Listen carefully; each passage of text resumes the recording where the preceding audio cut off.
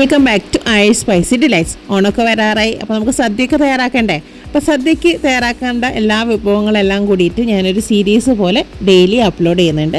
അപ്പോൾ ഓരോ ദിവസവും ഓരോരോ റെസിപ്പി ആയിട്ടായിരിക്കും അപ്ലോഡ് ചെയ്യുന്നത് കേട്ടോ. അപ്പോൾ ഓണം സീരീസിൻ്റെ ഫസ്റ്റ് എപ്പിസോഡായിട്ട് ഞാൻ അപ്ലോഡ് ചെയ്യുന്നത് നമ്മുടെ സദ്യയിലെ പരിപ്പ് കറിയാണ്. ചിലയിടങ്ങളിൽ കട്ടിപ്പരിപ്പ് എന്നൊക്കെ പറയും.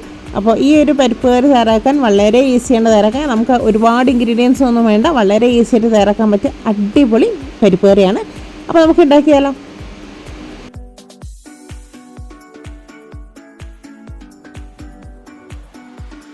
സദ്യ പരിപ്പ് കറി തയ്യാറാക്കാൻ വേണ്ടി ഞാനിവിടെ എടുത്തിരിക്കുന്നത് ചെറുപയർ പരിപ്പാണ്. ഇതൊരു കപ്പ് എടുത്തിട്ടുണ്ട്. ഇതൊന്ന് നമുക്കൊന്ന് റോസ്റ്റ് ചെയ്യണം ഒരു 5 മിനിറ്റ്. ചെറുപയർ പരിപ്പ് തന്നെ എടുക്കണേ, അതാണ് നമ്മുടെ സദ്യ പരിപ്പ് കറിയിൽ ഉപയോഗിക്കുന്ന പരിപ്പ്. നമ്മുടെ സാധാ സാമ്പാർ പരിപ്പൊന്നും എടുത്താൽ ആ ഒരു ടേസ്റ്റ് കിട്ടില്ല കേട്ടോ.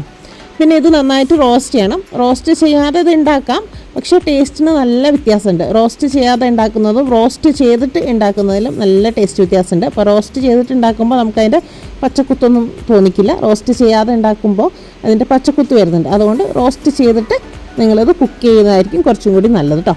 ഇത് റോസ്റ്റായി വരുമ്പോൾ നല്ലൊരു മണം വരുന്നുണ്ട് കേട്ടോ. അപ്പോൾ ഇത് ഏകദേശം ആയിട്ടുണ്ട്. നമുക്കിത് മാറ്റി വയ്ക്കാം, തണക്കാൻ വയ്ക്കാം. തണുത്തതിന് ശേഷം ഇത് നന്നായിട്ട് കഴുകിയിട്ട് പ്രഷർ കുക്കറിൽ ഇടാം.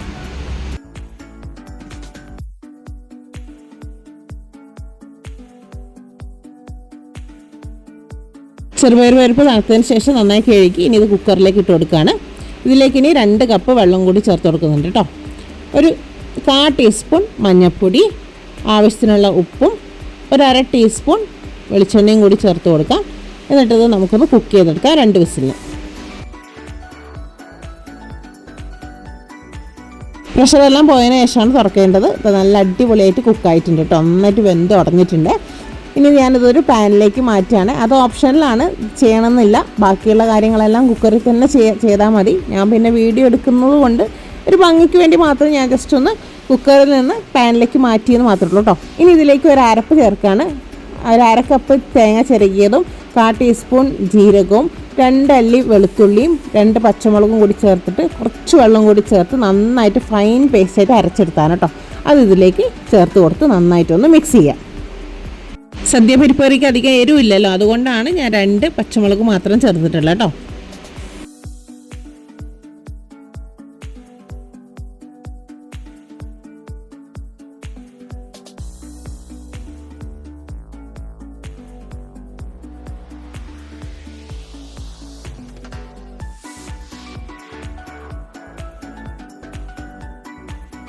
ഇതിൻ്റെ ഉപ്പൊന്ന് നോക്കിയപ്പോൾ ലേശം ഉപ്പിൻ്റെ കുറവുണ്ട്. അപ്പോൾ ഞാൻ കുറച്ചും കൂടി ഉപ്പൊന്ന് ചേർത്ത് ഒന്ന് മിക്സ് ചെയ്യുക. അതൊന്ന് തിളക്കട്ടെ.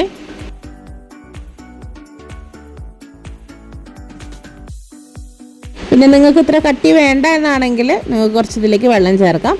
പക്ഷേ സദ്യയിൽ ശരിക്കും കട്ടിപ്പരിപ്പാണല്ലോ, നല്ല കട്ടിയായിട്ടാണല്ലോ പരിപ്പറി ഉണ്ടാവുക. അതുകൊണ്ടാണ് ഈ ഒരു കൺസിസ്റ്റൻസി കേട്ടോ.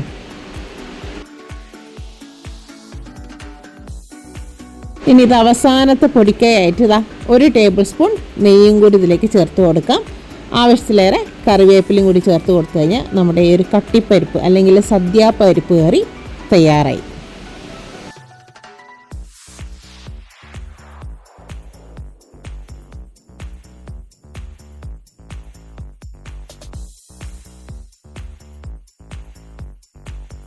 ഇതിൽ നെയ്യ് ചേർക്കുന്നതാണ് ഏറ്റവും ഹൈലൈറ്റ്. അതാണ് ഇതിൻ്റെ ഒരു പ്ലസ് പോയിന്റ്. നല്ല ടേസ്റ്റാണ് ആ നെയ്യ് ചേർക്കുമ്പോൾ. നമ്മളിതിൽ നെയ്യ് ചേർത്തിട്ടില്ലെങ്കിൽ ഈ ഒരു ടേസ്റ്റ്, നമ്മുടെ സദ്യ പരിപ്പ് കറിയുടെ ഒരു ടേസ്റ്റ് കിട്ടില്ല. നെയ്യ് ചേർത്താൽ തന്നെയാണ് ആ ഒരു സദ്യ പരിപ്പ് കറിയുടെ ടേസ്റ്റ് കിട്ടുക കേട്ടോ. അപ്പോൾ ഇതാണ് ഇതിൻ്റെ കൺസിസ്റ്റൻസി. ഇത് ഇരിക്കും തോറും ഇതിങ്ങനെ കട്ടിയായിക്കൊണ്ടേ ഇരിക്കും.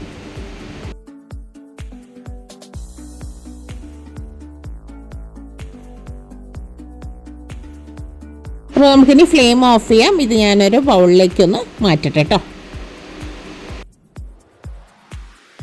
ഇതിങ്ങനെ ഒഴിക്കുമ്പോൾ തന്നെ നിങ്ങൾക്ക് ഇതിൻ്റെ കൺസിസ്റ്റൻസി മനസ്സിലാവുന്നില്ലേ?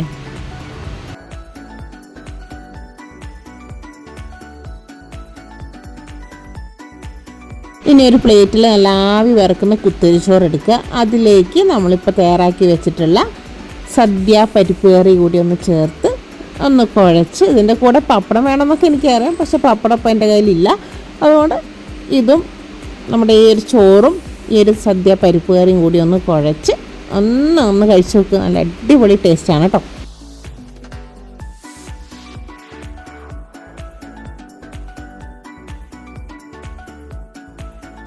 അപ്പോൾ ഇപ്രാവശ്യത്തെ ഓണത്തിന് സദ്യ ഉണ്ടാക്കുമ്പോൾ ഈ ഒരു പരിപ്പ് കറി കൂടി എന്തായാലും നിങ്ങൾ ട്രൈ ചെയ്ത് നോക്കണേ. നല്ല അടിപൊളിയായിട്ട് തയ്യാറാക്കാൻ പറ്റും. അതേപോലെ തന്നെ അധികം ഇൻഗ്രീഡിയൻസും കാര്യങ്ങളൊന്നുമില്ല, നമുക്ക് പെട്ടെന്ന് തന്നെ തയ്യാറാക്കാൻ പറ്റിയ ഒരു അടിപൊളി റെസിപ്പി തന്നെയാണ്. അപ്പോൾ അതെന്തായാലും നിങ്ങൾ ട്രൈ ചെയ്യണം കേട്ടോ. ഇപ്രാവശ്യം നിങ്ങൾ ഈ ഒരു രീതിയിലൊന്ന് പരിപ്പ് കറി വെച്ച് നോക്കും കേട്ടോ. അപ്പോൾ വരുന്നവർക്കും ഇഷ്ടപ്പെടും, നിങ്ങൾക്കും എന്തായാലും ഉറപ്പായിട്ട് ഇഷ്ടപ്പെടും. ഈ ഒരു അടിപൊളി സദ്യ പരിപ്പ് കറി എല്ലാവരും ട്രൈ ചെയ്ത് നോക്കാം. ട്രൈ ചെയ്ത് നോക്കിയാൽ മാത്രം പോരാ, നിങ്ങളുടെ ഫീഡ്ബാക്സും കൂടി കമൻസിലൂടെ പറയണം കേട്ടോ. ഓണക്കാവാണ്, അപ്പോൾ ഇതുപോലെ പുതിയ പുതിയ റെസിപ്പികളൊക്കെ ഞാൻ അപ്ലോഡ് ചെയ്യുന്നുണ്ട്. ഓരോ ദിവസവും ഓരോരോ റെസിപ്പി ആയിട്ടാണ് ഓണ വിഭവങ്ങൾ ഞാൻ അപ്ലോഡ് ചെയ്യുന്നത്. അപ്പോൾ സബ്സ്ക്രൈബ് ചെയ്യാത്തവരുണ്ടെങ്കിൽ സബ്സ്ക്രൈബ് ചെയ്ത് കൂടിക്കൊള്ളൂ കേട്ടോ. വീഡിയോ ഇഷ്ടമായ ലൈക്ക് ചെയ്യാനും അതുപോലെ അത് മാക്സിമം ഷെയർ ചെയ്ത് കൊടുക്കണേ. ഓണം സീരീസിലെ എപ്പിസോഡ് പോലെയാണ് ഓരോ വിഭവങ്ങളും ഞാൻ ഇടുന്നത്. അപ്പോൾ ഓരോ ദിവസവും ഓരോരോ വിഭവങ്ങളായിട്ടാണ് ഇടുന്നത് കേട്ടോ. അതേപോലെ തന്നെ നിങ്ങൾക്കും കമൻസിലൂടെ പറയാം അടുത്ത റെസിപ്പി ഏത് വേണം എന്നൊക്കെ ഉള്ളത്. സജഷനൊക്കെ ഉണ്ടെങ്കിൽ നിങ്ങൾക്കും കമൻറ്റ് ചെയ്യാം കേട്ടോ. ഓണം സീരീസിൽ ഞാനിടുന്ന റെസിപ്പികളൊക്കെ കിട്ടാൻ വേണ്ടിയിട്ട് സബ്സ്ക്രൈബ് ചെയ്യാത്തവരുണ്ടെങ്കിൽ ഒന്ന് സബ്സ്ക്രൈബ് ചെയ്ത് കൂടിക്കോളൂ. ഒപ്പം തന്നെ ആ ബെൽ ബട്ടൺ കൂടി എനേബിൾ ചെയ്ത് വെച്ചാൽ ഞാനിടുന്ന വീഡിയോസിൻ്റെ നോട്ടിഫിക്കേഷൻ നിങ്ങൾക്ക് കിട്ടുന്നതാണ്. അപ്പോൾ വീഡിയോ ഇഷ്ടമായി ലൈക്ക് ചെയ്യുക, അതുപോലെ അത് മാക്സിമം ഷെയർ ചെയ്ത് കൊടുക്കുക. അപ്പോൾ അടുത്തൊരു വീഡിയോയിൽ പുതിയൊരു അടിപൊളി ഓണർ വിഭവമായി നമുക്ക് വീണ്ടും കാണാം. അതുവരെ ടാറ്റാ.